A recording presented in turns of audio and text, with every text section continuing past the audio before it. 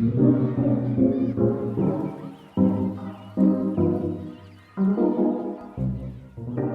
I'm Jeff, lead pastor of Northview Community Church in Abbotsford, British Columbia. And this podcast is where I get a chance to interview people about things that I'm interested in and talk about whatever I want to talk about.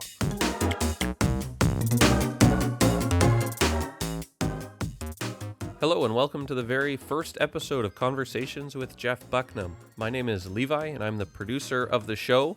You'll hear from me from time to time. This podcast is mainly a place where Pastor Jeff gets to interview all kinds of people on various topics.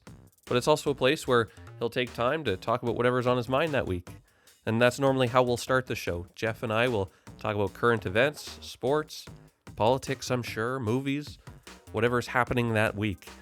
This week, however, Jeff wanted to focus on our interview as it's so relevant to what everyone is thinking about right now. How Northview is responding to the government with regards to COVID protocols. So let's get into it. Here's Jeff talking with Kevin Boonstra.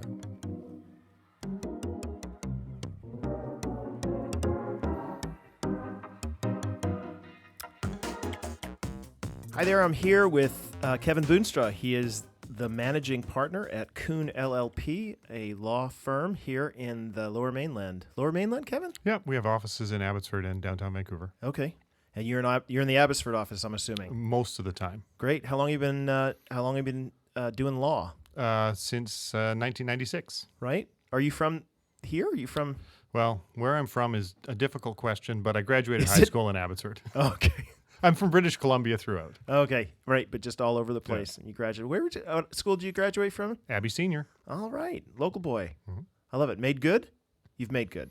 Well, ask my wife. Yeah, that's yet to be seen here, Kevin. We'll see if you made good. Anyway, Kevin, you have been working with us here at Northview Community Church in terms of our interaction with the government over the COVID policies and the legality of them, especially having to do with stuff about the charter and its rights and how we should understand that and that kind of thing. And so I'm really, really thankful that you've come along. Seriously, it's great that you've come along and are able to help us understand some stuff.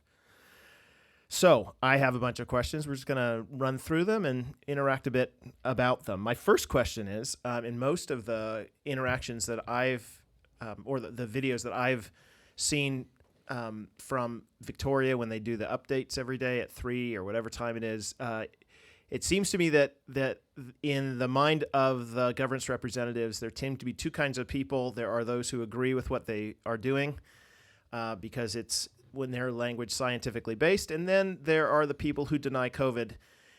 Which one are you? Oh, I'm neither one of those, and I think those are the only two, Kevin. Well, maybe, but I'm a lawyer, so I get to answer whatever question I hear, not what you ask. I think it's entirely appropriate to acknowledge that we're in a public health crisis. We have been for a year. The virus is real. It poses a significant health risk to a lot of people and has caused the death of a lot of people. But I don't think that means that you have to take at face value everything that we're hearing in terms of the necessity for the restrictions that we're hearing from the government.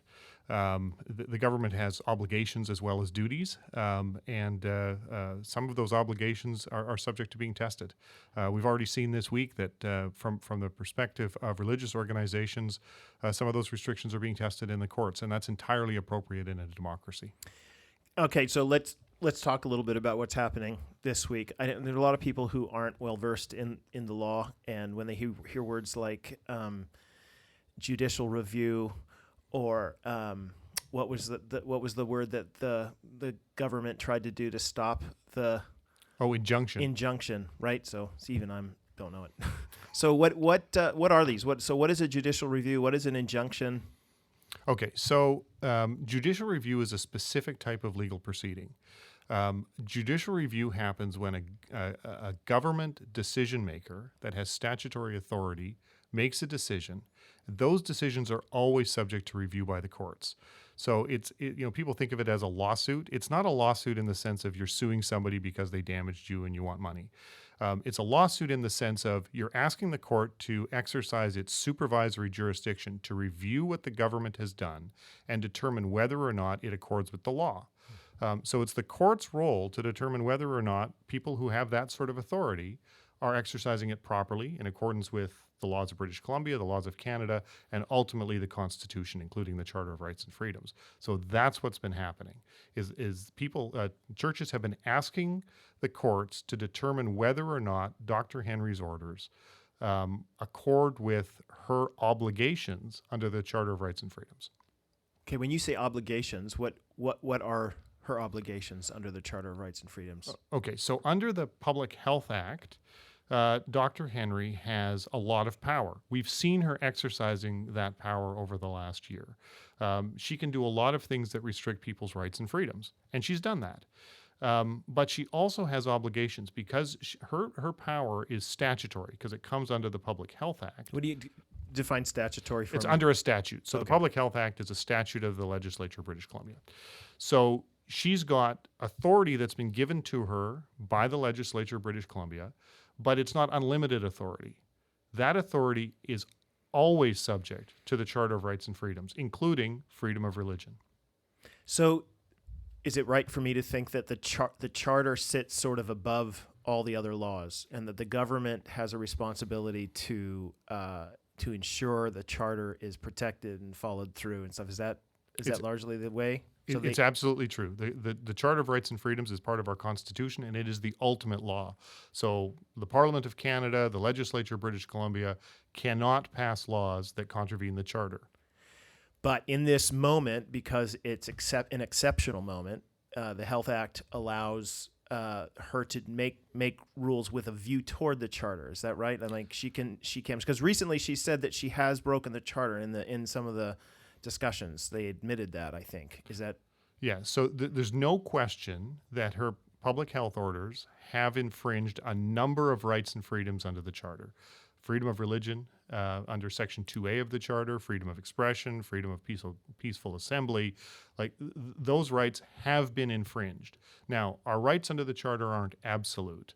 They are subject, it's called Section 1 of the Charter, and it says that the government can do things, it can make decisions, it can impose obligations that breach some of our charter rights, but provided that they're demonstrably justified in a free and democratic society.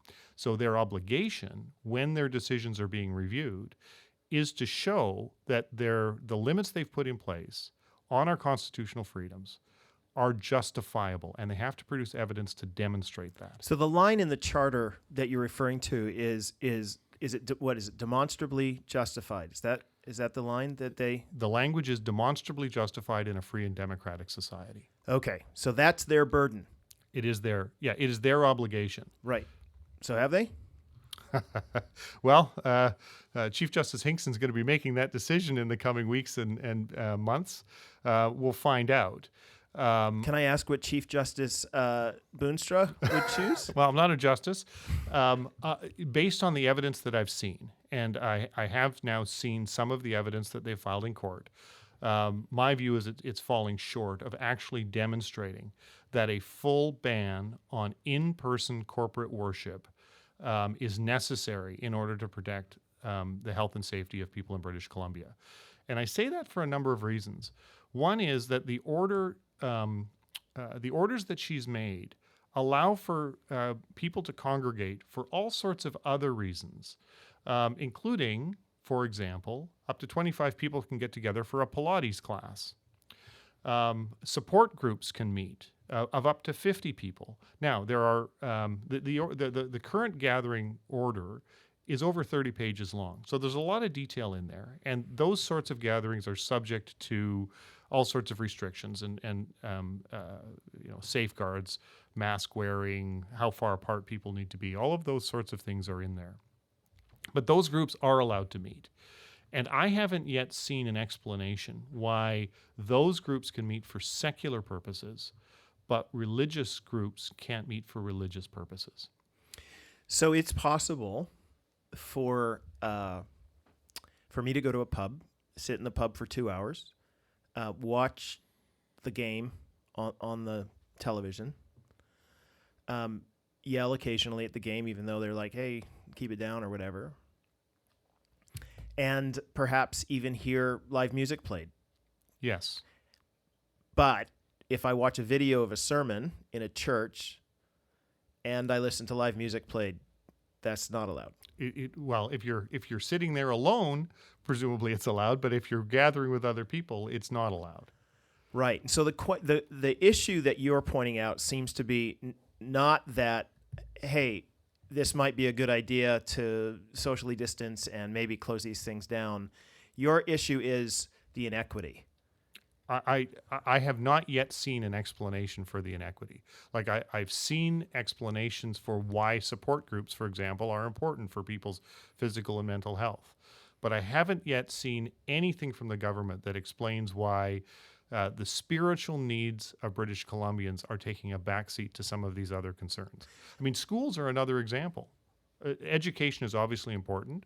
Our provincial government has determined that schools will continue, but those are gatherings for important purposes. Why are religious gatherings not treated with the same level of seriousness? So if they close down all the other stuff, so they said, look, yeah, we're going to close down all the pubs and all the restaurants and all the things that are similar to a church, and would then it would be okay? Oh, then it would be, at least then it would be consistent. But I'm not sure that it would still be okay, because it would still be an infringement of charter rights and freedoms. So the government would still have to justify that level of restriction is necessary in order to meet legitimate public health goals. Right. So your concern is legal. It's not epidemiological or virology or any of that kind of stuff. Your concern is their legal obligation regarding the charter. Yes. That what I'm asking the government to do is to justify what it is they've done with evidence. And from what I've seen thus far, they haven't satisfied me. And I think a lot of British Columbians who hold, religious beliefs of all sorts of faiths are not satisfied that churches and other faith groups are being treated equitably. Right. So there's a group of 3 churches that have, gained publicity because they chose not to follow the health authority and kept meeting, and they're the ones who've been fined and that kind of thing. Is that's a legitimate way to do this? Is there a legal way to get the attention of the government as well, or? Right. So there's a couple ways to have sought out judicial review. One is to, first of all, ask Dr. Henry to reconsider. So under the Public Health Act, there's a provision that says anybody can ask Dr. Henry to reconsider. And that's what a number of religious groups, including Northview, has done. They've said, Dr. Henry, will you please reconsider this? Look, there are some problems with what you've done. Let's point out, what some of those issues are. We'd like you to reconsider. And if she doesn't reconsider, or her reconsideration doesn't fully satisfy the concerns, then you go to court and you say, Judge, would you please look at this? We don't think she's met her statutory obligations. The other way is what these churches have done, which is to say, we think that what Dr. Henry has done is unconstitutional. It is not demonstrably justifiable. And so if it's an unconstitutional law, it's not a law at all, and we're not going to follow it. Certainly a more risky strategy. And most churches have obviously not chosen that route, but these churches have. And if it turns out that they were right, that Dr. Henry's order is not constitutionally justifiable, they'll be proven not to have broken the law, because the law will be struck out. So it's been difficult for a lot of churches, though, who haven't broken the law to get a feedback from the government. I mean, most of the ones that I know of, I'm not speaking for all of them, but most of the ones that I know of have sent letters and other things like that, and they've received either a form letter or nothing back. And just this last week, there's a group of Catholic churches and some Christian Reformed churches that have all basically said, look, we tried to communicate. We didn't get the response, or we got a form letter. So now we're asking for our own judicial review. Is that true, or? I haven't seen all of the correspondence. I've seen some of it from various groups. And it's true that some of these initial requests for reconsideration have gotten very, short and formulaic responses. I don't know specifically about the Catholic group. I understand that the Archdiocese in Vancouver has now commenced its own judicial review. Their argument based on the Eucharist and particular Catholic beliefs around the Eucharist and why an in-person meeting is necessary.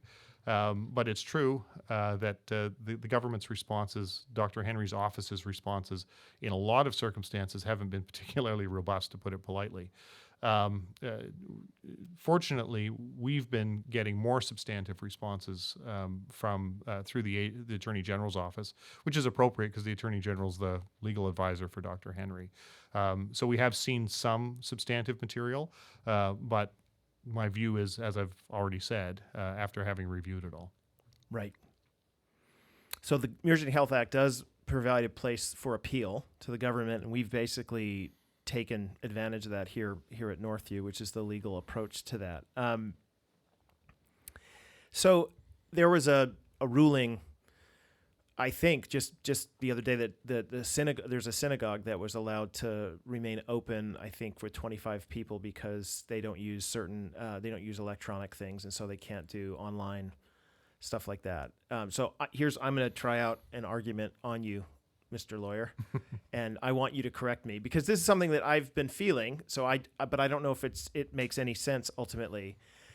It seems to me that when I read the charter, the idea behind the charter and the freedom of religion is that I don't get to determine, Kevin, how you worship God, and the government doesn't get to determine how I worship God, and with certain limitations, right? I mean, if I have child sacrifice or things like that, I'm not allowed to do that, right? So that's where they could justifiably demonstrate that. Yeah, don't do that. No, yeah, that's right.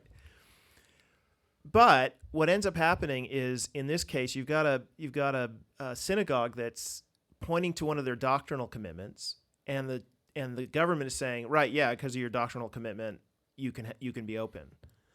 I'm trying to figure out why that wouldn't apply to everyone. Like, we as a church believe that in-person worship is like essential to the Christian faith. Like, we don't, just because we can do something online doesn't mean that it's church to us. Right. And it's a really good question because the Supreme Court of Canada long ago said that the government and the courts can question the sincerity of a religious belief. So if you say, look, there's a law that infringes my belief in here or my religious practice, and here's how it does that. The government can say, do you really believe that? Question the sincerity, because you might just be looking for a way out. So in some of the early cases, for example, there were religious groups sprouting up, particularly in the United States, around using narcotics. And they said, well, there's a religious belief, and the government said, quite rightly, we don't think that's true. So we're questioning the sincerity of it. But once the sincerity is a given, that nobody's questioning whether or not you believe it, or that you're motivated to do something because of your religious beliefs, the government is not permitted, and the courts aren't permitted, to question whether or not that's valid. So they can question the sincerity, but not the validity. What that means is you don't have to show that it is an obligatory part of your faith to do something before it gets protected. As long as it's motivated by your faith, then it's a protected activity. Yeah. I mean, that's interesting. I just think that the government's that's a challenge for them now because they've basically endorsed a particular, activity based upon the faith. I just don't think that they ever want to get involved in like saying, oh, this doctrine is fine and this doctrine is not. But I hear, I follow people on Twitter and things, and that seems to be a consistent reply to people. Well, they can do it, you guys can do it online. And I keep thinking, yeah, but that's precisely what the charter protects us from, is your opinion on how we should do church. Is that fair? Oh, yeah. So, should I reply to them on Twitter with mean emojis? Well, you're a pastor, so you'll have to make a decision on that. But you're quite right. So let me just back up for a second. I actually have some sympathy for the position of Dr. Henry when she is asked by the synagogues, for example. So these are Orthodox Jewish people who say that on the Sabbath, which is from sundown Friday to sundown Saturday, they can't use electronic devices. So virtual meeting is not possible for them. So she looked, to her credit, she looked for a way to allow some form of in-person gathering. And at first she said, okay, you can meet outside in tents no more than 25 people with all of the other safeguards in place. That was an effort by her to accommodate a specific religious group. And like I said, that is to her credit. That is what she ought to be doing.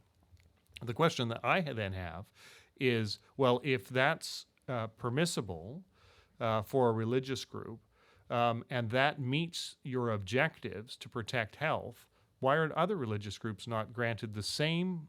Just because they can meet, that doesn't mean that they can meet virtually, that it is possible for them. That doesn't necessarily mean that it meets the religious objectives of the group, right?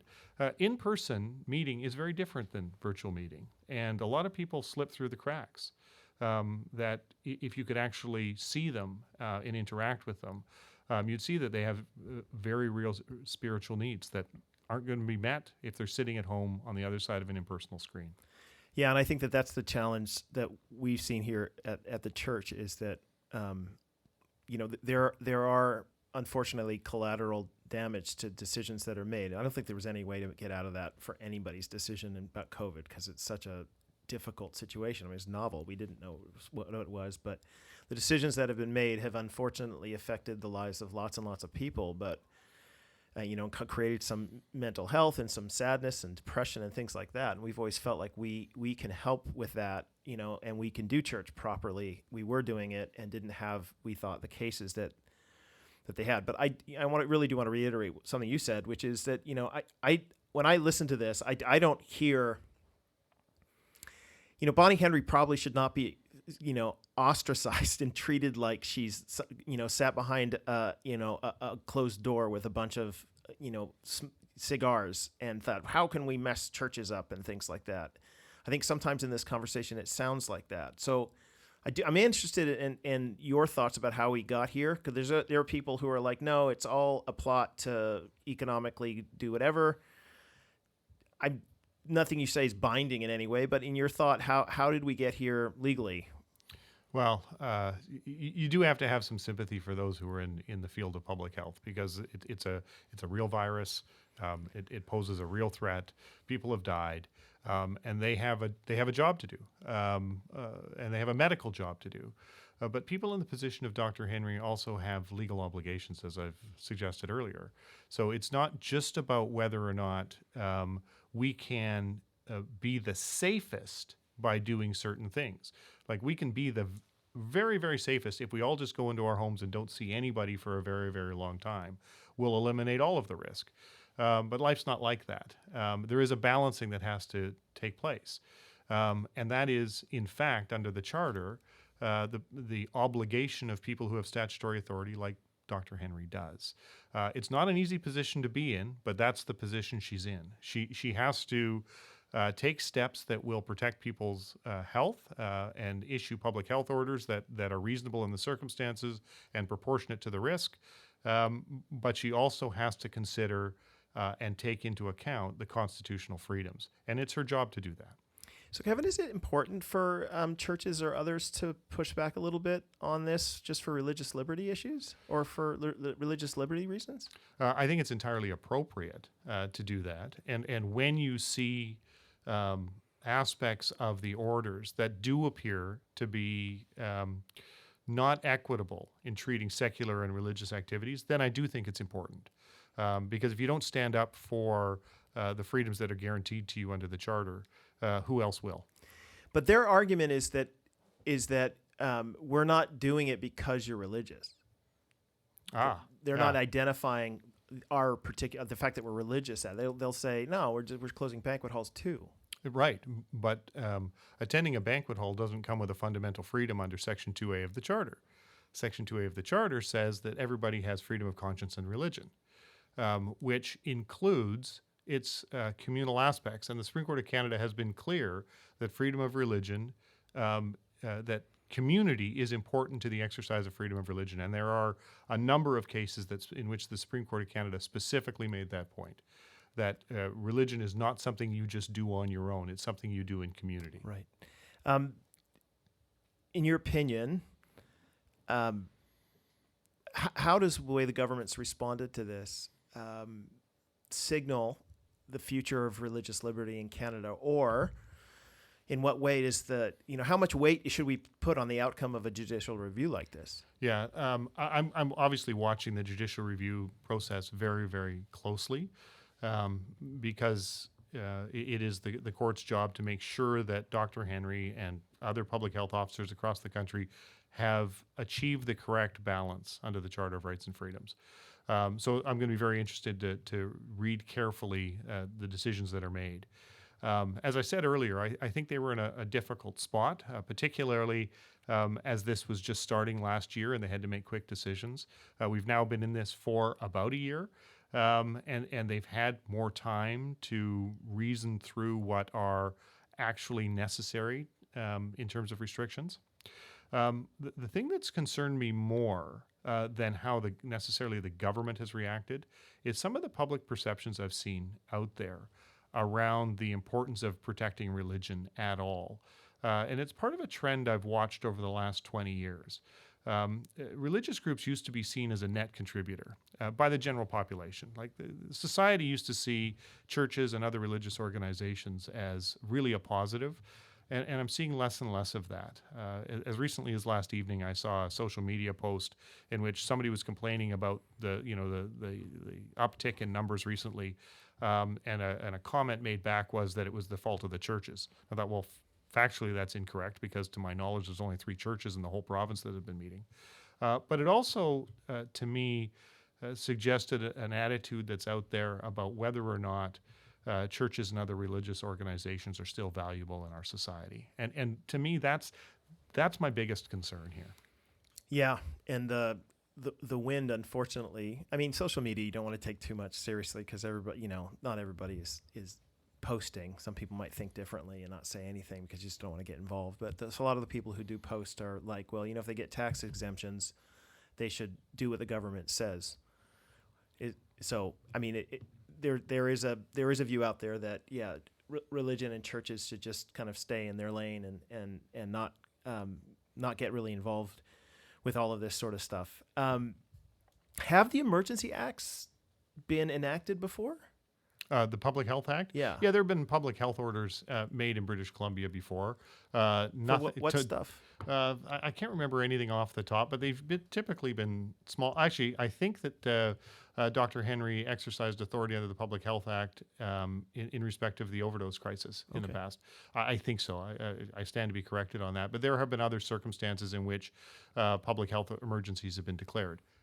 To my knowledge, nothing like this, though, because they have to be renewed under the emergency legislation and under the Public Health Act, right? So it's to have something that goes on for this length of time, to my knowledge, is unprecedented. Yeah. One other question I've had recently in my mind, and this has to do with the border restrictions. So maybe you could give me a little bit of insight. So people by that now have seen videos of Canadian citizens coming back from whatever at this point. I mean, maybe they went and got medical care in the U.S. Maybe they went because they like the sun in Florida, whatever. And so they've flown back into Toronto or Vancouver or whatever, and they've been now put in hotels that they are paying for, and people take pictures of the food and all kind of thing. They're stuck in their rooms for however long. They have to pay for 3 days regardless of how long they stay or whatever. That seems like a really bold move for a country that values like rights of movement. I mean, I've read the charter, and it seems to have a line in there that says you can come and go as you wish. And I guess they're still saying that, yeah, of course you can come and go, but we're going to charge you to come back. Like how does this happen? And is it legal? And help me. Okay, so you're right that mobility rights are protected under the Charter, just like freedom of religion is protected under the Charter. And the restrictions that are being put in place certainly do constrain our mobility rights. For example, the Atlantic provinces have created their own bubble that restrict entry in and out of provinces, which is, contrary to the general protections of the Charter of Rights and Freedoms. Same with the ability to leave Canada and come back into Canada. They can't stop Canadians from coming into Canada. It's just not permissible. But what they can do is impose these costs on it. on returning. So you leave, you come back, and unless they determine that your trip was essential, you're subjected to what was originally a 14-day quarantine, which you could do at home, and is now turned into partial quarantine in a hotel that you have to pay for. The analysis on those is going to be exactly the same. Are those restrictions demonstrably justified in a free and democratic society? To my knowledge, nobody's taken it on from a legal perspective in terms of seeking a judicial review, but they certainly could. And it'll be the government's job to justify that their specific measures that limit liberty, because there's also a guarantee of liberty, and a freedom of movement are justifiable. So if I come back and I go into the airport and I decide I don't want to do the thing and I just try to walk out, I'm assuming I'll get a fine. And I think so. I would imagine that I could appeal that fine, but that would constitute basically what the churches are doing with the BC government at this point. Like, they broke the law, they got fined for it, and they're like, yeah, but we don't want to pay that fine. You need to determine whether or not this rule even should apply. Yes, that's exactly the same. Okay.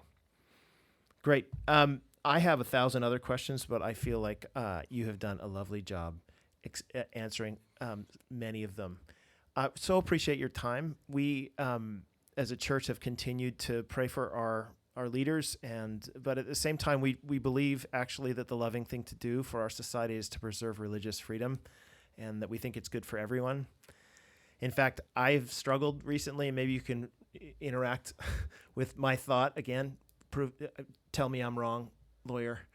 I want to convince people that if you can imagine a world where secularism is not the main viewpoint of the society, but instead, another religion comes and they take over, and maybe it's a religion, like Islam, for example, that ends up having, they have a thing called Sharia law, where you could vote people in who want to pass Sharia law, which requires women to wear head coverings and these sorts of things.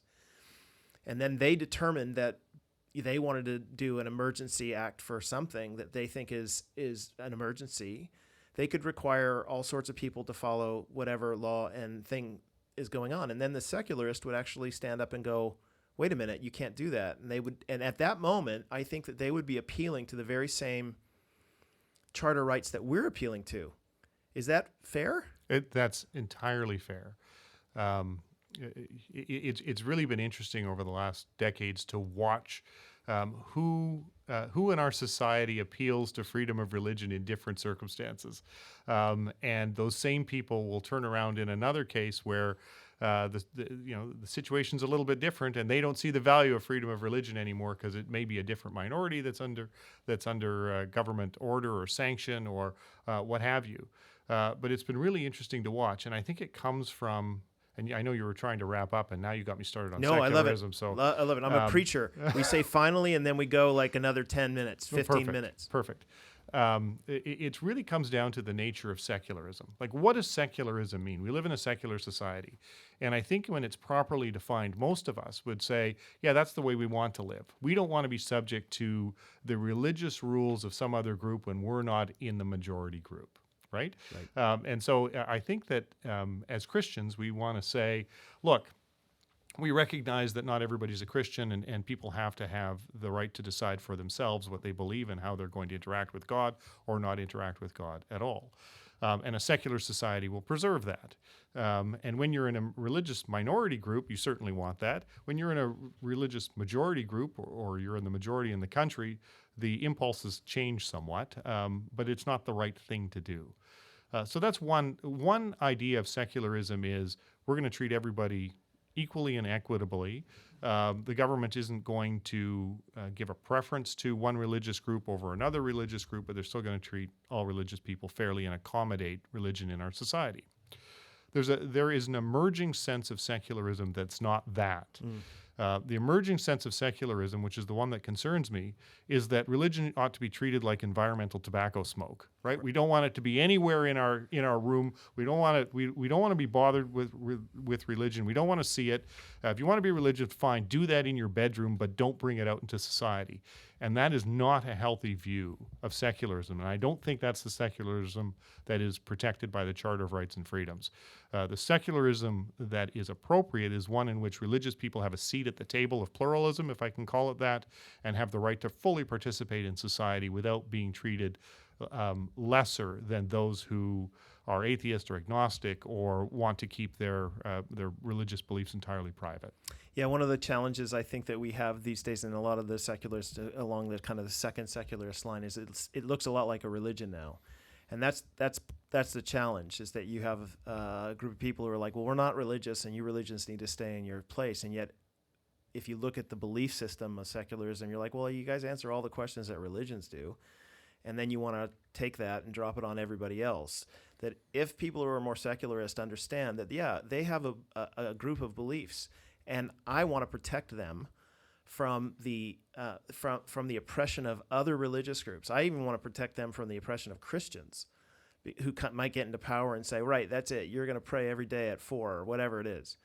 The charter protects them from that. And that's why it should be a beloved document. I've told people recently that I became a Canadian citizen a year ago, and they handed out the charter to everyone and kept talking about how great it was. And of course, you read through it, and it is a beautiful document, and the principles in it are good for us, all of us. And I think it's something to which we aspire. And so as a church, we've really wanted to push down that line. And we are so thankful to you, Kevin, for partnering with us in that and for answering the questions here, for all of those sorts of things.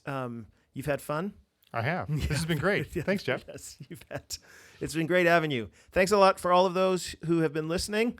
If you have more questions, you can send them to Ezra Okoti, eokoti@northview.org. Till next time.